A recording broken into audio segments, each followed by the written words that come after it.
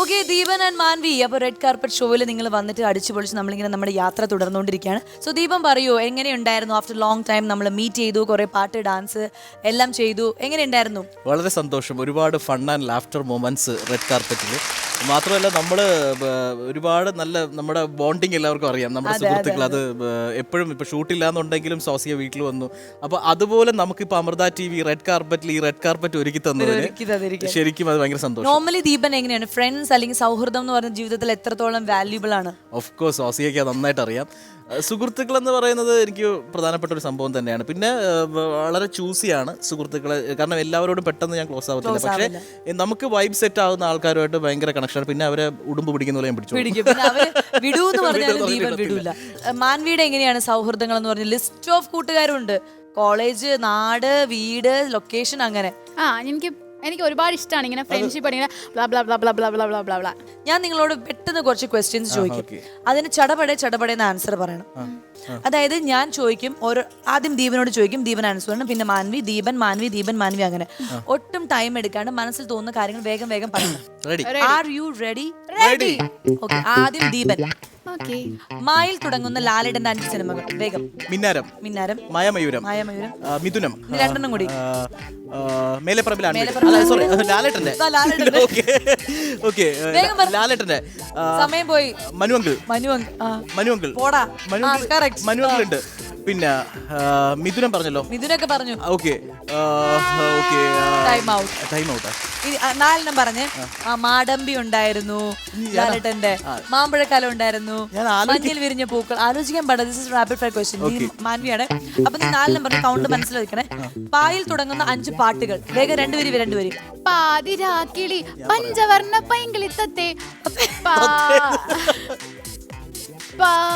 പാട്ടുപാടി ഉറക്കാം ഞാൻ, പാലാഴി തീരം കണ്ടു ഞാൻ. ഇനി ഒരെണ്ണം കൂടി. പഴന്തമിഴ്.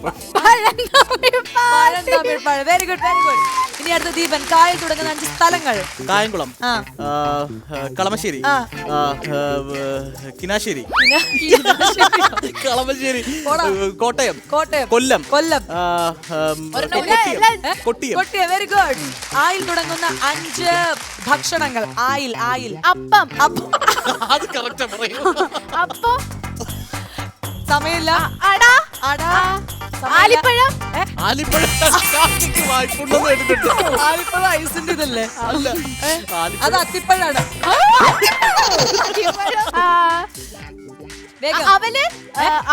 അവല് വേഗം. സമയം കഴിഞ്ഞു. ഇനി അരിപ്പത്തിരി ഉണ്ടായിരുന്നു. അരിപ്പത്തിരി, അരവണ, അലുവ. ഇനി അടുത്തത് ദീപനാണ്. OTT-ൽ മാത്രം റിലീസ് ചെയ്ത 5 മലയാള സിനിമകൾ 2021. മണി ഹിസ്റ്റ്.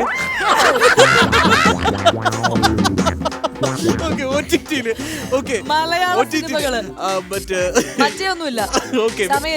വെള്ളം OTT അല്ല, തിയേറ്റർ റിലീസ് ആയിരുന്നു. എല്ലാം കണ്ടല്ലോ. ടൈം ഔട്ട് ആയി. മാലിക് ഉണ്ടായിരുന്നു, ജോജി ഉണ്ടായിരുന്നു, ഹോം ഉണ്ടായിരുന്നു. ഞാനോ? എടാ, ഇത് റാപ്പിഡ് ഫയർ ആണ്, എനിക്ക് ടെൻഷൻ ആവുന്നു. അടുത്തത് മാൻവിയാണ്. ആയിൽ തുടങ്ങുന്ന 5 അടുക്കള ഉപകരണങ്ങൾ. അതൊരിക്കലും പറയില്ലായിരിക്കും. അടപ്പ്. എന്തിന്റെ? അടപ്പ്. സമയമില്ല, റാപ്പിഡ് ഫയർ ആണ്, വേഗം കിട്ടണ്ടേ. Time out. അടുപ്പ്, അമ്മിക്കല്ല്, ആട്ടുകല്ല്, പിന്നെ അരിപ്പ. ചേച്ചി കുറച്ചല്ലേ ഈ ആരിയിൽ കയറി പിടിച്ചിരിക്കുന്നത്. ഇനി അടുത്തത് ലാസ്റ്റ് ദീപന്റെ ചാൻസ് ആണ്. സ്ഥലപ്പേര് വരുന്ന 5 സിനിമാ പേരുകൾ മലയാളം. കോട്ടയം കുഞ്ഞച്ചൻ. Very good. സമയം. സ്ഥലപ്പേര് വരുന്ന മുക്കാനും മുള്ളനും പാടില്ല. തിരുവില്ലാപുരത്തെ വിശേഷങ്ങൾ. തിരുവണ്ണാപുരത്തെ വിശേഷങ്ങൾ. നീ പോയ ഒന്നാമത് സ്ഥലപ്പേര്. Time out. 2 പറഞ്ഞുള്ളൂ. Vamanapuram, bus route, husbands in Goa, പിന്നെ മുംബൈ പോലീസ്, അങ്ങനെ കുറച്ച് സിനിമ ഇതൊക്കെ പേരുകൾ. പറഞ്ഞെടുക്കാൻ തന്നെ ഒരു സമയം എടുക്കും.